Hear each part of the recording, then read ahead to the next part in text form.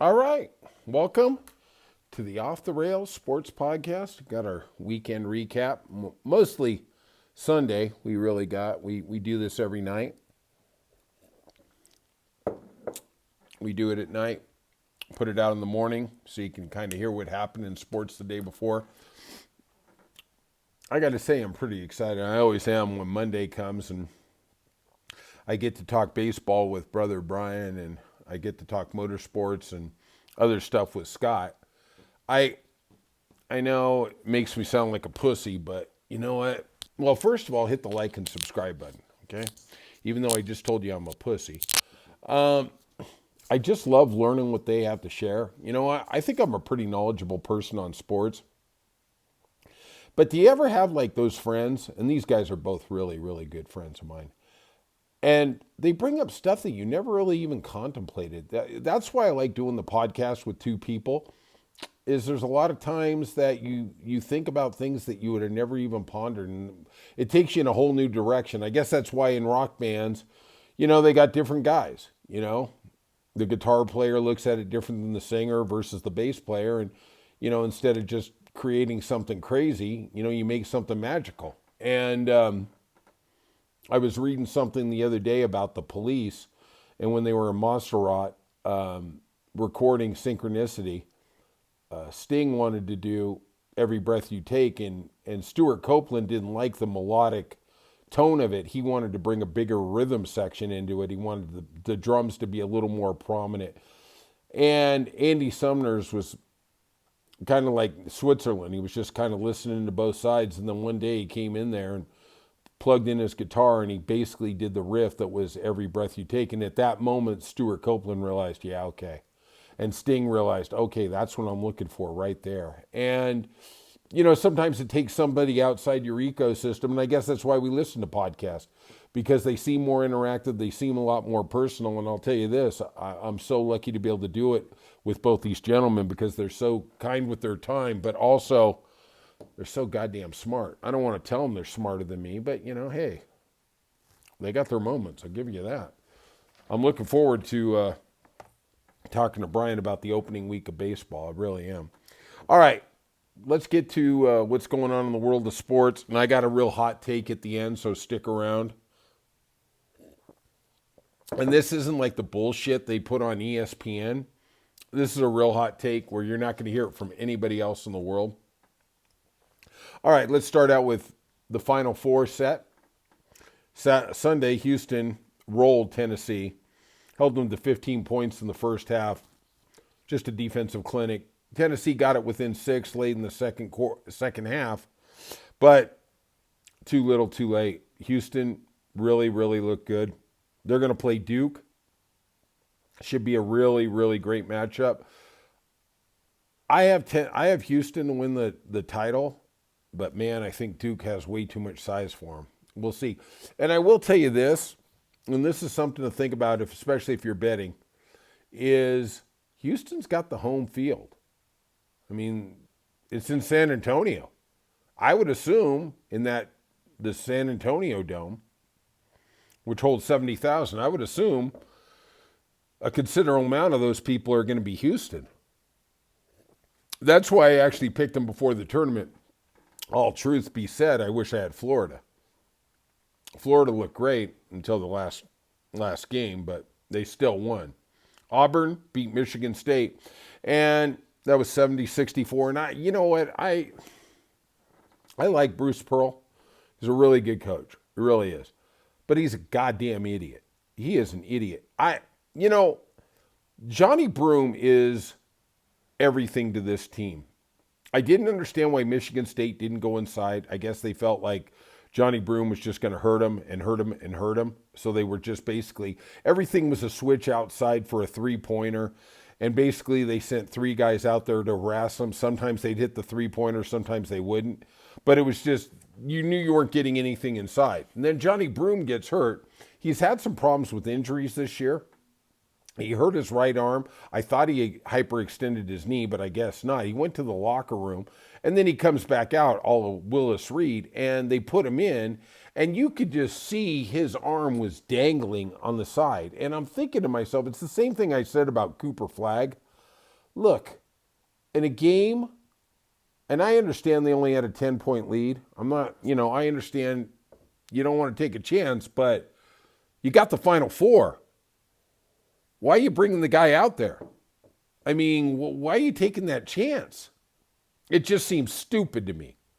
And he went out there and he hit a three-pointer and the whole world said Hosanna, but I'm looking at that chicken wing on his right side, and that guy looked like he was in pain. And let's call it what it is. Let's not be, this guy's a tough guy. They shot him up. Straight up, man. They shot him up. You can't use your right arm. Okay, don't worry about it. I'm a left-hander.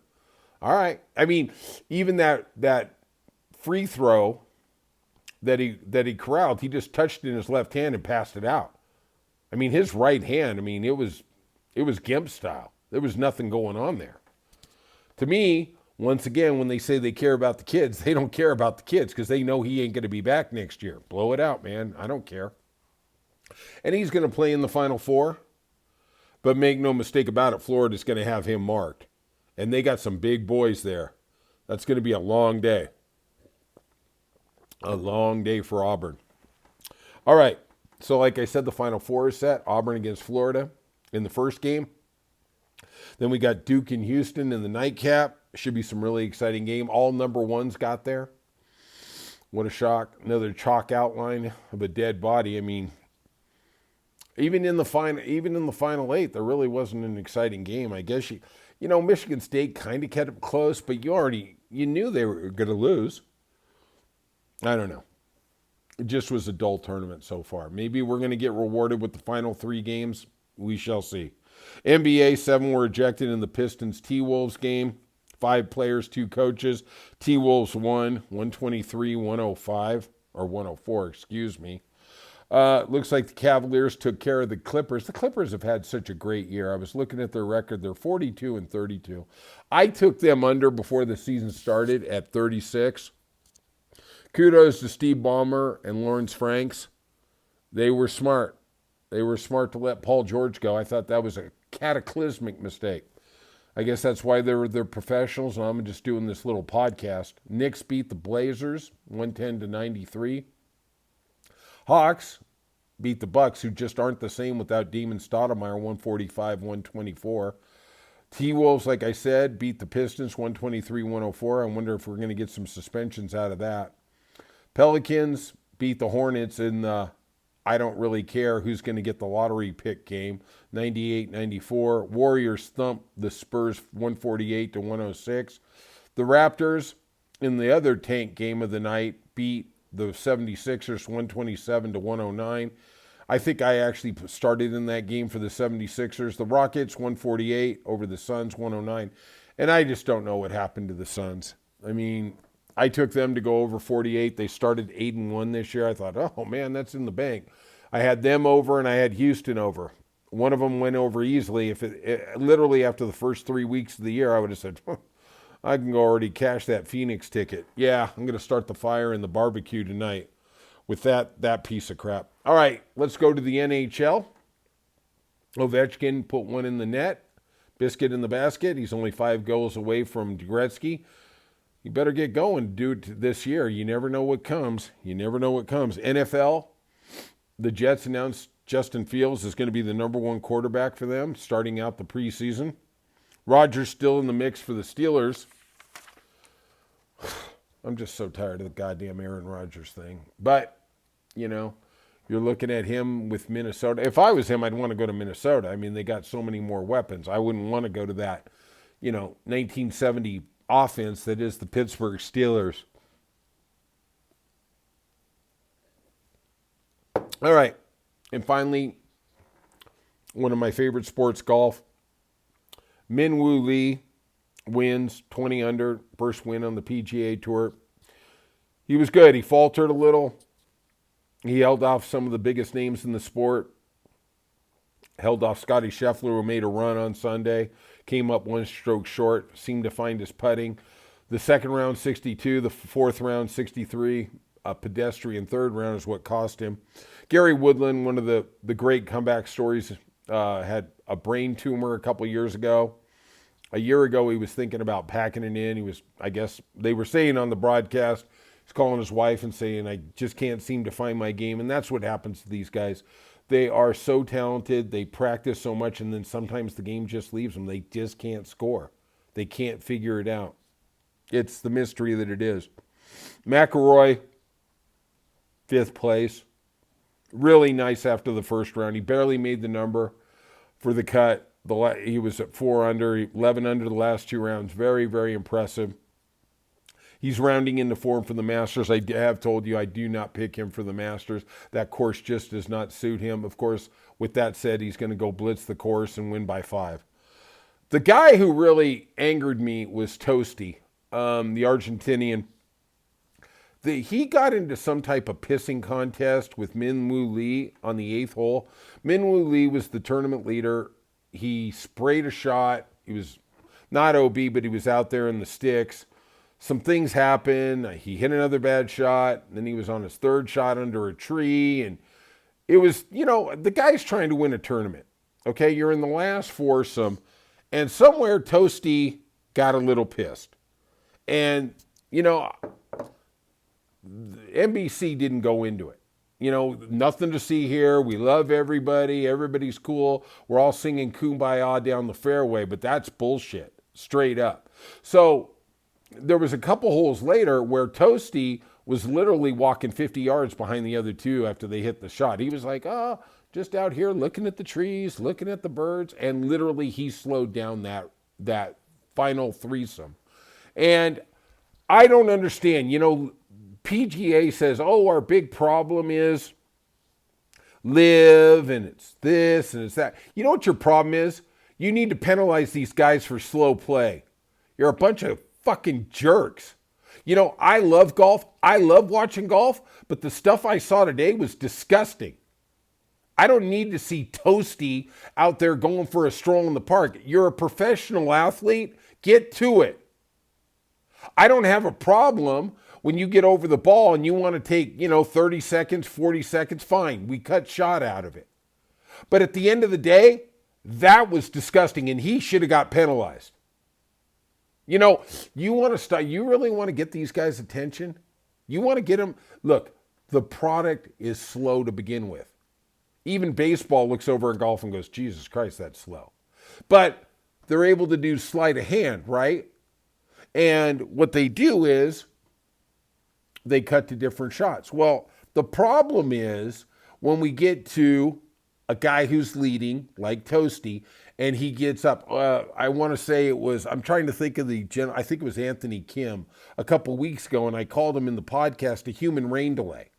Like the guy would get up there and literally he'd lick the ball. I mean, I remember that problem being with Bryson DeChambeau when he was on the tour. That guy would take a minute and a half to do his 4-foot putt. Oh, let me go to the other side. Let me look at it. Oh, let me come back. Let me look at it from behind. Let me come over on the side. And he was like, the other guys aren't that far ahead. I'm like, Jesus Christ, man. What kind of product are we putting out here? At some point, Jay Monahan, before you start figuring out how you can betray Rory McIlroy and all the guys who stood up for the tour, before you get in bed with the Patrick Cantlays and the people who think they're so goddamn smart and all they're trying to do is stuff their pockets so that they choke to death, so fat with $100 bills, maybe you ought to figure out the product you guys are presenting. Quit blaming Liv, quit blaming all this other bullshit, and get to enforcing a 2-stroke penalty for slow play. Maybe we'll get a little fire into Toasty's butt, right? It was just a disgusting product. And I love the PGA Tour. And I'm not like the pimps at the Golf Channel or Channel 4, NBC or CBS. I'm not like those pimps. I'm going to tell you how it is. And I love that game, and I love watching that game, and I think I'm the last goddamn person who's watching that game. But, man, when I see stuff like that Toasty thing, they should suspend him. Give him a 6-tournament settle. Say, take a month and a half off, mother effer. Because you really can't suspend him for the next tournament because they only play 20 tournaments out of the 32 or whatever it is. So they can work their way around it. But when he signs up for a tournament, make sure you ban him for that. Say, no, not today. Why don't you go out there and walk around Houston? All right. If you could, hit the like and subscribe button. I know you're not going to hear a lot of people say what I just said, but you know what? It had to be said. It's bullshit, and they're destroying the product.